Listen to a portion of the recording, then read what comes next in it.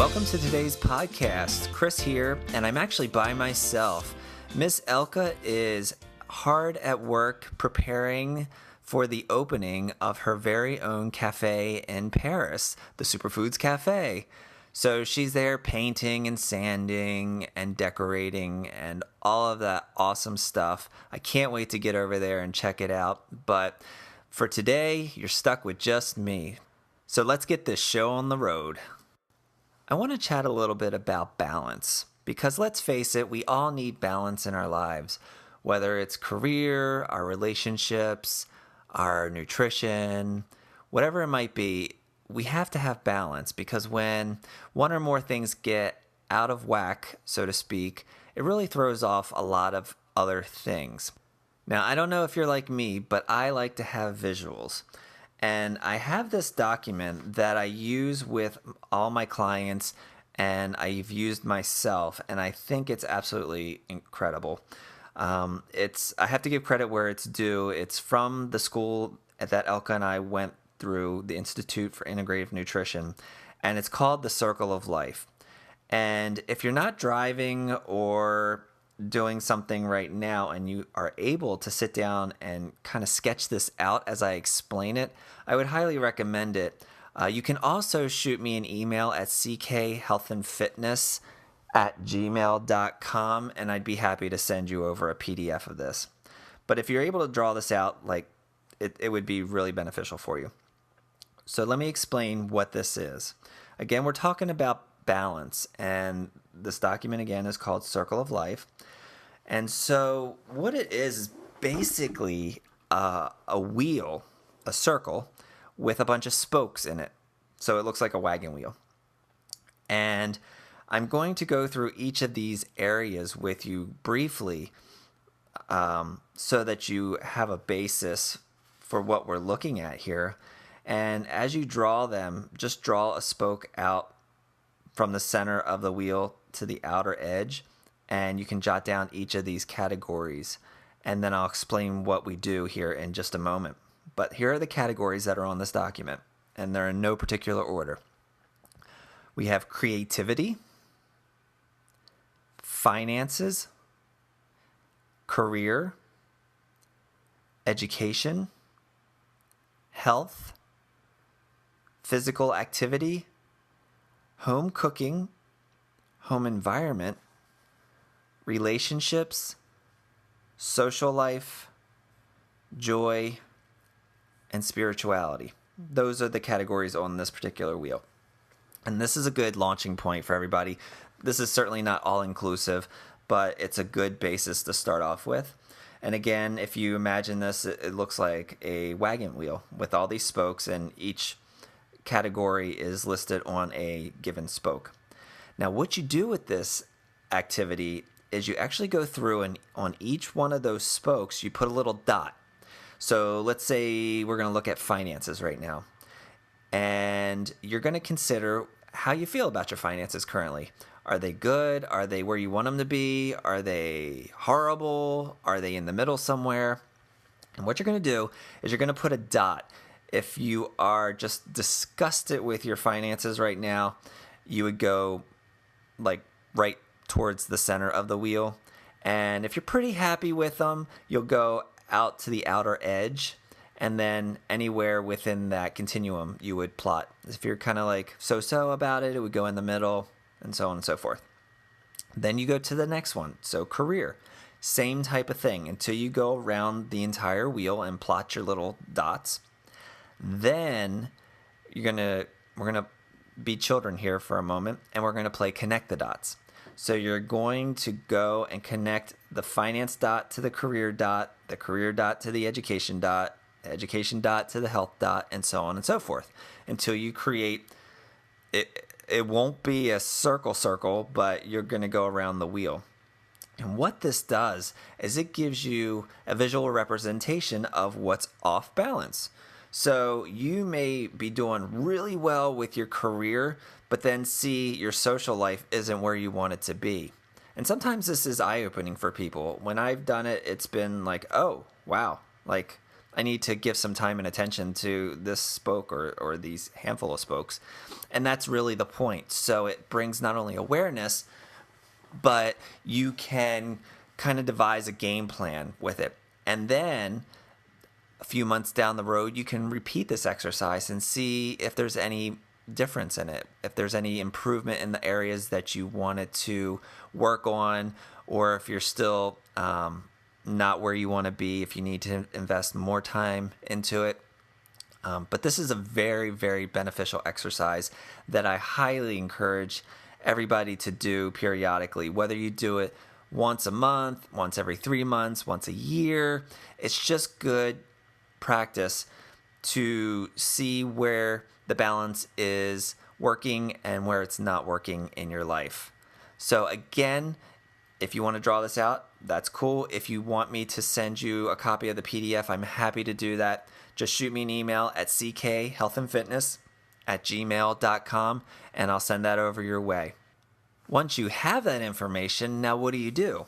Well, let's use the example of our social life not being where we really want it to be. Perhaps we're very career-oriented, or we are very much wrapped up in our family life, but we don't have much of a social life. So what we can do is, now that we have that awareness, we can see like, oh, you know what? I really do want to expand my social circle or my social hangouts, whatever it might be. Then you can come up with a game plan and you can say, hey, all right, so in order to improve this, what I'm going to do is once a week, once a month, I'm going to go out with some friends, or I'm going to put myself out into an event somewhere. Maybe you're single and you just want to go mingle and make new friends. But you can come up with a game plan now. You can track it, you can work towards improving it, and then hopefully over some time, when you reassess and redo this wheel, that little dot will have moved further to the outside of the wheel, indicating your improved satisfaction with that. So that's the game plan. That's the point of this whole exercise. And you can do that with each and every aspect and every spoke on the wheel.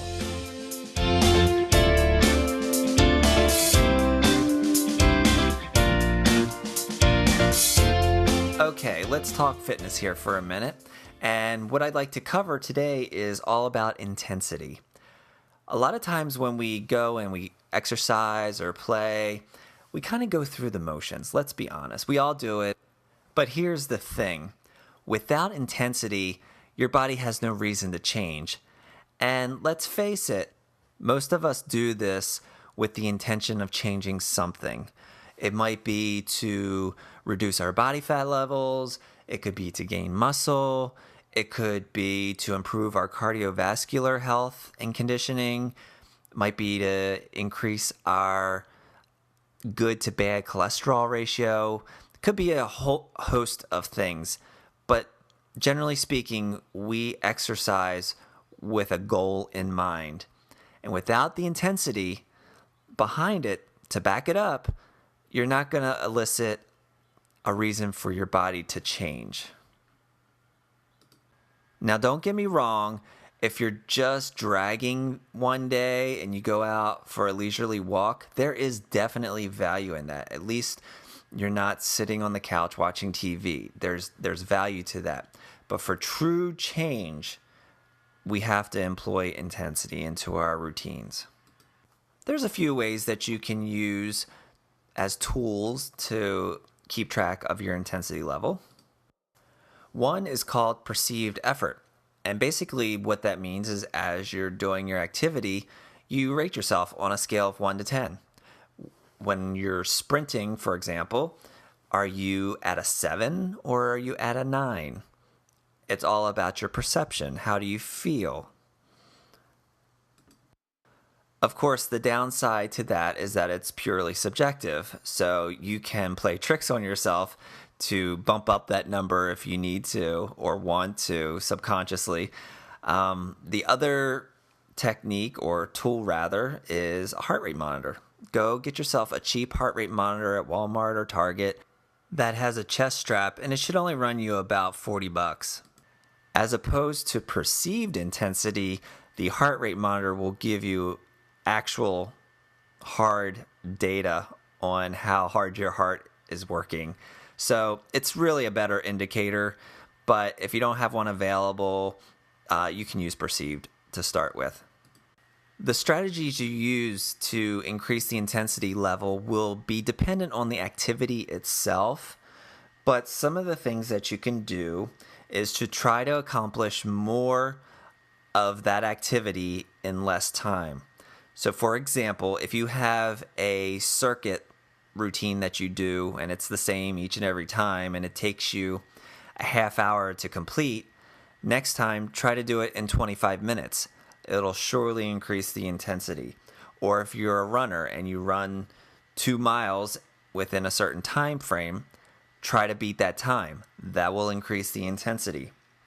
You can also, if you are doing strength training, lifting more pounds or getting more reps with the poundage that you've been using will increase the intensity. So again, just circling back, the whole point of increasing the intensity is to give your body a reason to change. Your body is an amazing machine and it will adapt to whatever you give to it. So if you are giving it the exact same stimulus each and every time, your body's going to go on autopilot and it won't be hard and it will just kind of stay as is. So you got to bump up the intensity level to elicit the change that you're after. So that's your homework. Whatever activity you enjoy doing, I want you to take note of your current intensity level, and then I want you to kick it up a notch. It may not be pleasant while you're doing it, but you'll thank me later.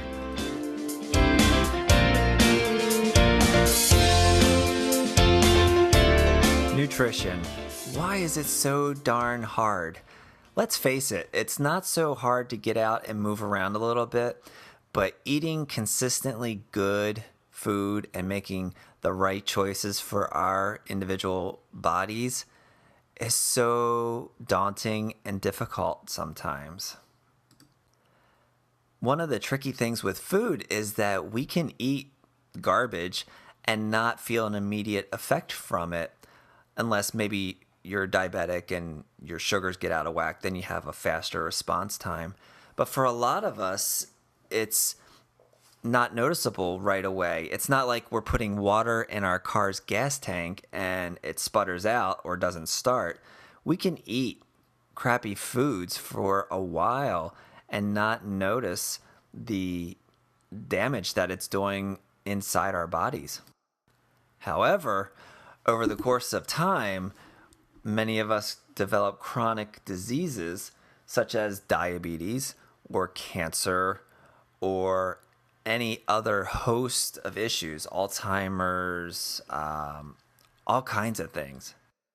And let's not forget about adding those extra pounds to our bodies.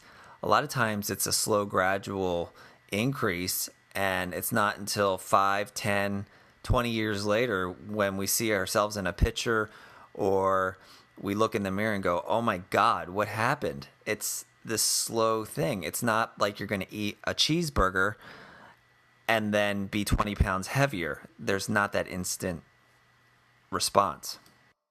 The question then becomes, what do we do? If we're honest with ourselves, most of us know what bad eating habits we have. We eat out too much, we eat too many sweets, we don't drink enough water, we don't eat enough veggies. It's pretty simple to identify some of the larger issues that we have with our eating habits. So my challenge to you, your homework assignment for the nutrition this week, is going to be pick one thing that you know is not optimal with your eating, whether it's too many sweets, maybe you have ice cream every night, or you eat out for 2 of the 3 meals a day. You're going to pick one of those things and you're going to come up with a game plan on how to change and fix it. So for example, if you eat out too much, the fix would be to cook at home more And if you're too tired when you get home from work, which is very common and very real, and even those of us that enjoy cooking, a lot of times don't feel like cooking when we get home from work, you prepare ahead of time. So you make a meal the day before or a couple days before, and you have it ready to go when you get home. So you're just heating it up. There, easy solution, problem fixed. You're eating more at home. If having ice cream every night is your trigger, then I want you to stop before you go for that ice cream and really think about, are you hungry? Is it really the ice cream that your body wants? And a lot of times you'll find that you're not really hungry. It's just you're conditioned to do the same pattern every night, the same routine. It might have been a childhood routine that you've done all through your adulthood. And if you are craving something sweet, then find a healthier solution for that. Instead of a bowl of ice cream, you might have some fruit or a smoothie or something that gives you some nutritional content. Another reason for that sugar craving could also be that you haven't eaten enough throughout the day, and it's this rebound sort of rubber band effect where your body's trying to replenish at the end of the night. So the solution could be just to be more cognizant and aware of your meals throughout the day and making sure you're getting sufficient nutrients and carbohydrates if that's what your body needs. So to recap, your homework assignment for this week in nutrition is to identify one of your bad habits, and we all have them, so don't feel bad. Identify one bad habit, focus on that habit this week, bring awareness to it, come up with a game plan, and implement that game plan, and see how you feel by the end of the week. And that's a wrap for today's podcast. Thank you so much for joining me. Hopefully you found some of this information useful and can put it into action. And I look forward to talking with you next time and having Elke back and on the air with me. Take care, everybody.